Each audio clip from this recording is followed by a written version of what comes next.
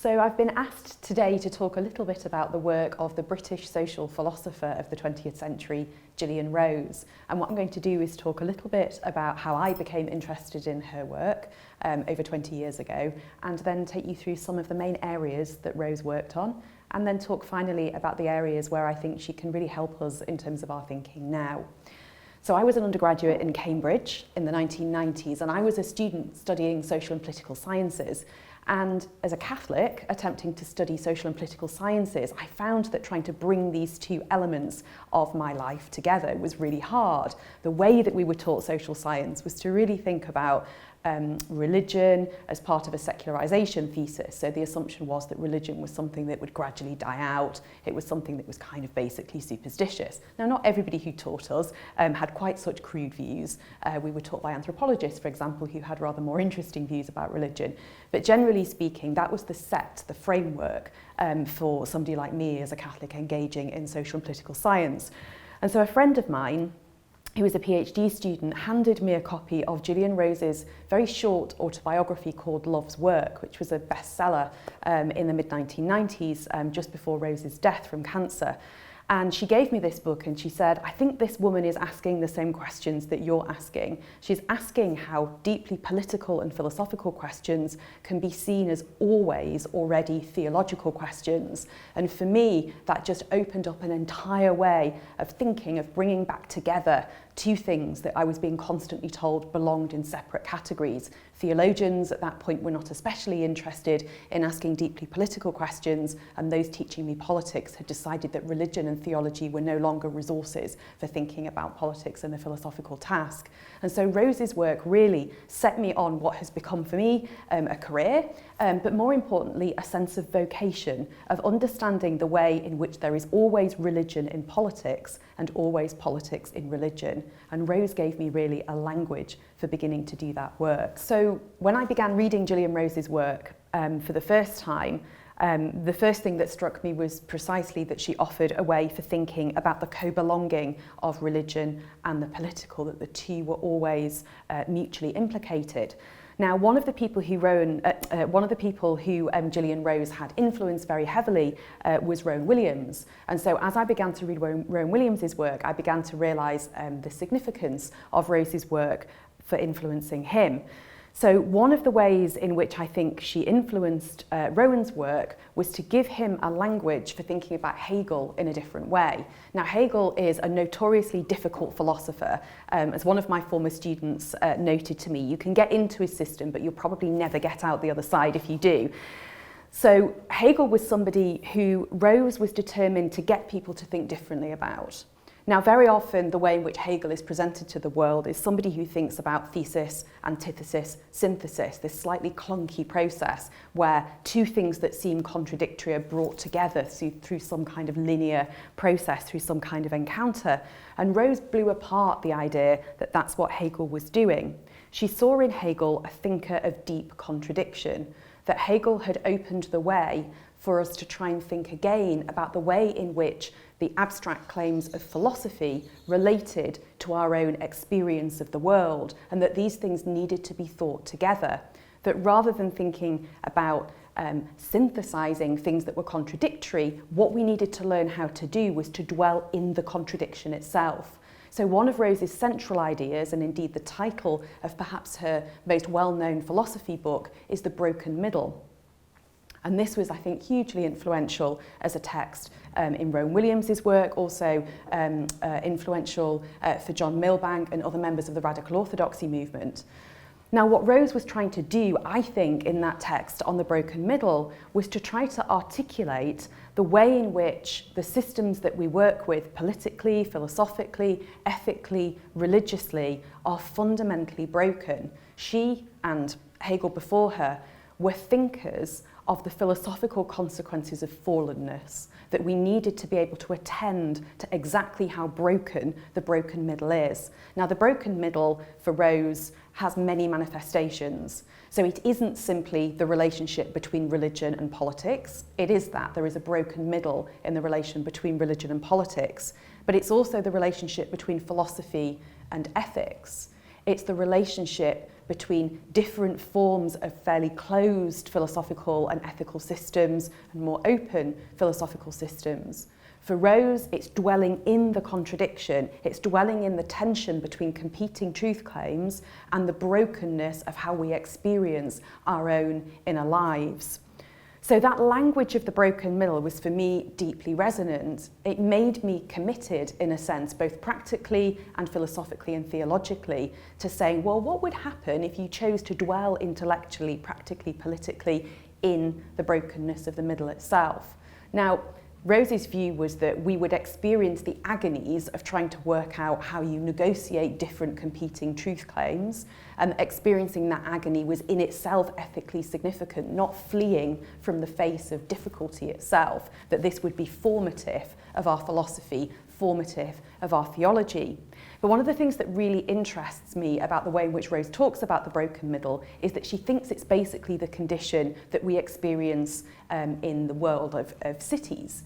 So the real city, the actual city, is the place where we experience different peoples attempting to live together, to negotiate ways of living together, what we think of as pluralism or multiculturalism in this day and age. And Rose, for me, understood that the broken middle was something that was utterly mundane. It was part of the ordinary. It was part of our everyday ethics. So although the language can sound quite abstract, what she was trying to get hold of was a kind of phenomenology of the city and everyday ethics of the city. So I became very interested in the way in which Rose thought about the broken middle, and also named the broken middle through a set of phrases and terms that she developed in her inaugural lecture when she became a professor of philosophy at Warwick University. Now, her inaugural lecture at Warwick was a lecture focusing on the idea of a tension between two cities, Old Athens and New Jerusalem, and then the presence, the haunting presence of two further cities, what she calls the unnamed third city, and then the fourth city, which is Auschwitz.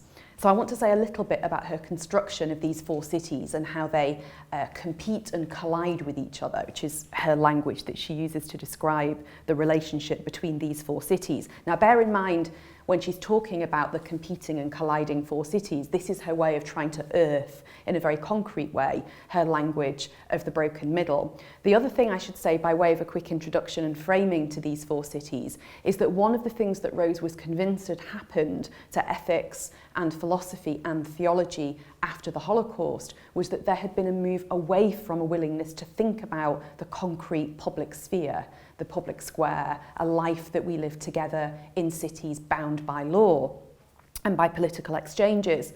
She felt that philosophy and theology had moved in a direction of what she called the new ethics, strongly influenced by postmodernism, and that this form of new ethics tended to be very much about the ethics of you and I, the face, the encounter, the self and the other, and that what had disappeared from that ethical language was the notion of a public sphere in which truths are contested, in which lives are made, and also in which the necessity of violence and compromise come to structure our everyday experiences.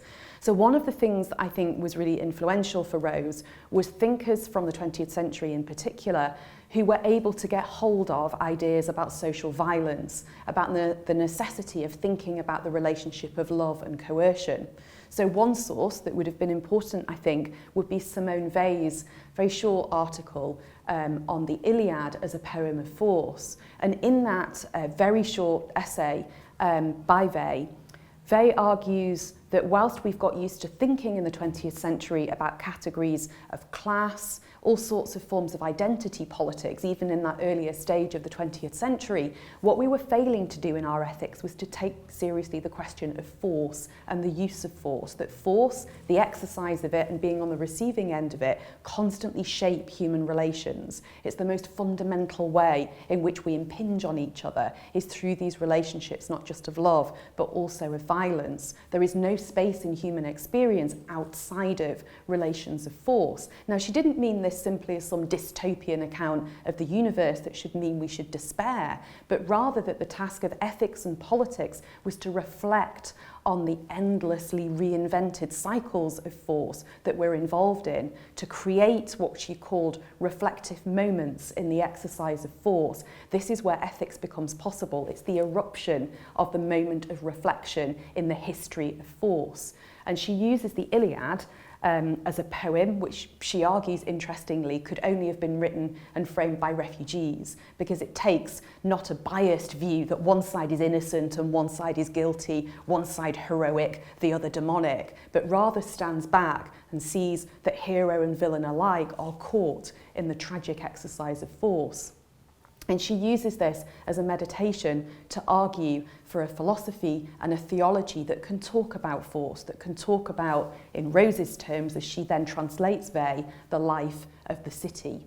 So the fact that Rose reaches for this language of the city is not just to be concrete or relevant, but rather because invoking the idea of the city is to invoke questions of love and violence, and to deal with those as part of the everyday, to deal with those as the mundane and the sublime world of politics and of theology. And in fact, she says in a very striking quote from one of her essays that really theology needs to hold back. Theology needs to allow philosophy and politics to re-engage with these questions of the city, to re-engage with the concrete as part of its own renewal, that there's a danger, in a sense, that theology rushes into the void in the absence of good politics, in the absence of good philosophy, and attempts to heal that relationship with practice and turn it into simply a form of new ethics that evades the necessity for politics and philosophy to work together alongside theology.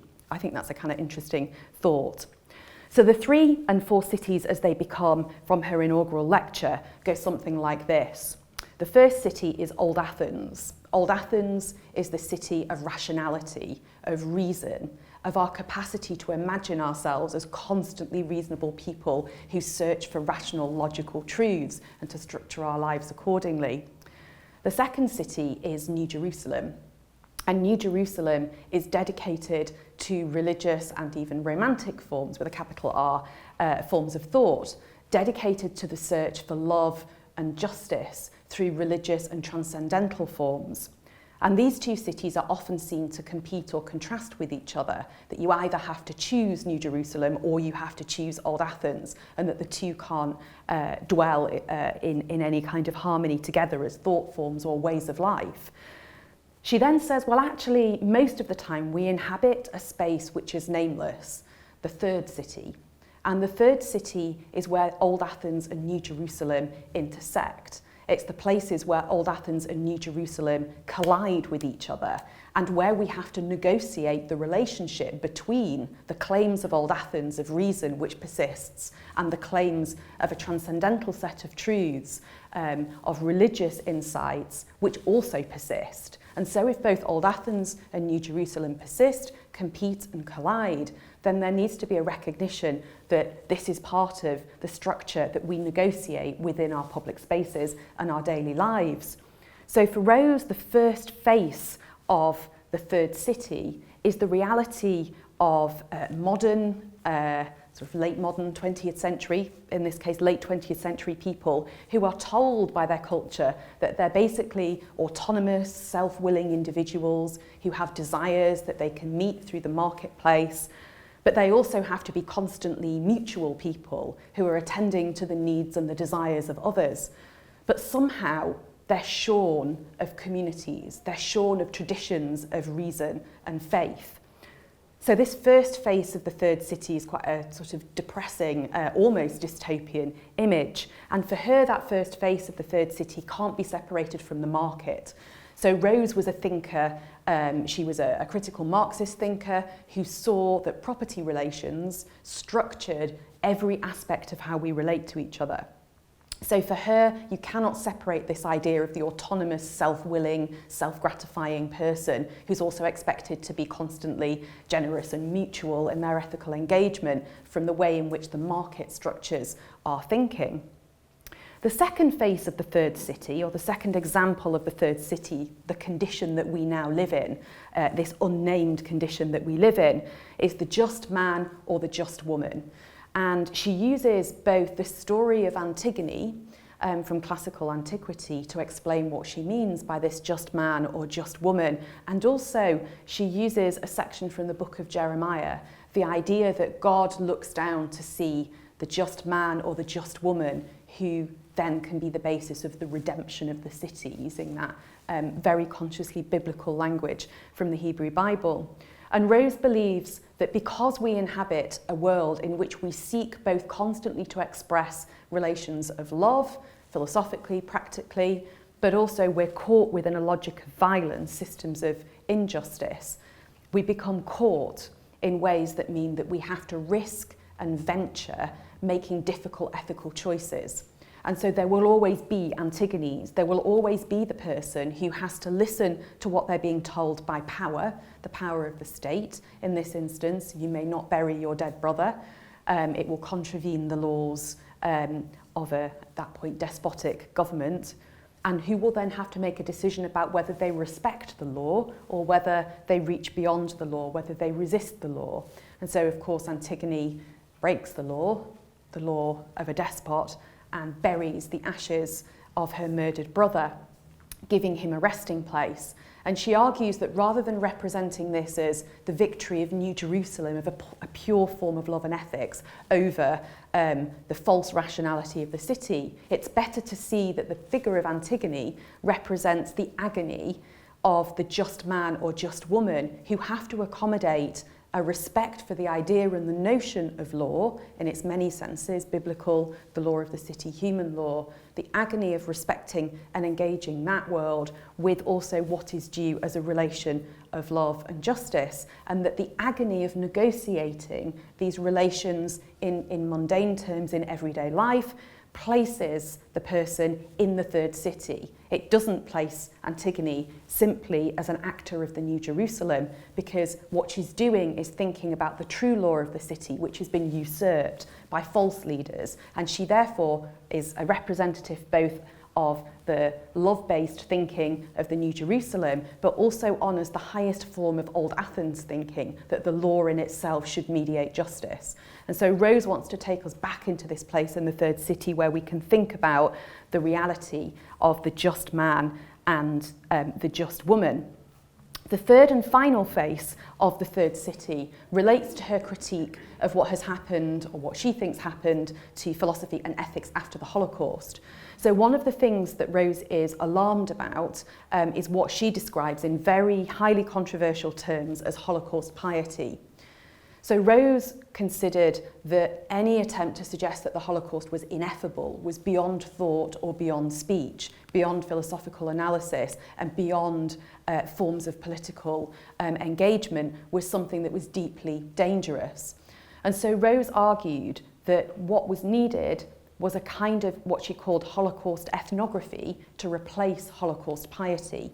Now, what did she mean by Holocaust ethnography? Well, Holocaust ethnography was, in her terms, an attempt to think both the representation of fascism and the fascism of representation. Now, Rose likes to turn phrases round, the religion in politics and the politics in religion, the fascism in representation and the representation in fascism. She likes these kind of phrases, but actually understanding what she meant by that is not only quite complex, but also really, really important. And Rose had a sense that that there was a danger in the way that Holocaust thinkers were responding to the Holocaust, that it would place the re-emergence of fascism beyond thought, that it would leave us in a space where we de-skilled ourselves in being able to think about the way in which, in the mundane and the historical and the ordinary, fascism re-emerges. So we had to be able to see the ordinariness of what became Nazism and genocide. And she thought that there were forms of what she described as ethnographic thinking that would help us engage in that search and that task. So proper historical analysis of power and its deformations becomes part of what she sees as the third face of the third city. And by mentioning that then invokes the fourth city, which for her is Auschwitz. Auschwitz is a city outside of Old Athens, outside of New Jerusalem, and outside of the simple mundane realities that I've just been describing of the third city. The fourth city for her is a city which has jettisoned any real notion of law and justice, which exercises power at will, and of course which in this instance simply becomes a murderous machine. But what she says is interesting about a properly historical, or for her ethnographic analysis of the Holocaust, is that we see how central notions of the planned rational structure of cities and locations were to the German plans for a Nazi regime. So she looks at the work of a particular archaeological historian, an architect, who had looked at the kind of city plans that had been developed for the camp around Auschwitz. That Auschwitz was never intended to be simply a camp in a space of exception, but rather a camp at the centre of a city, the Germanification of Upper Silesia. So she wants us to keep in mind the kind of anti-city, it's her language, the kind of anti-city that Auschwitz represents. And if we cannot think the anti-city, we also cannot think the city.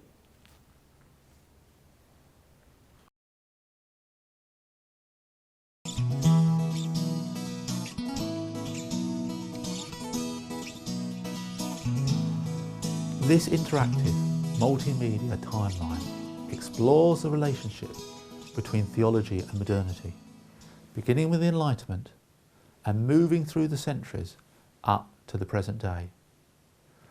Key philosophical works and intellectual milestones are featured at the top, and theologies and theologians below. Behind many of these featured works are richly illustrated videos by specialists on those seminal thinkers, from Hume to Heidegger, from Darwin to Derrida, and much in between.